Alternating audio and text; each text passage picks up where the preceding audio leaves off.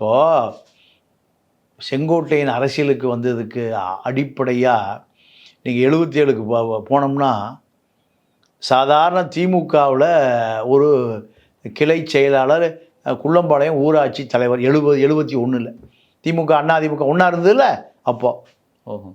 அந்த காலத்தில் இவர் திருமணமே திமுகவில் காரோட்டி கண்ணப்பன்னு சொல்லுவாங்க, கருணாநிதிக்கு அமைச்சராக இருந்தார். அப்புறம் மதிமுக அவர் தலைமையில் தான் இவர் கல்யாணமே. இப்படி வைக்கிறார், கருணாநிதி தான் முன்னிட்டு நடத்த வைக்கிறார் அவருடைய திருமணத்தை.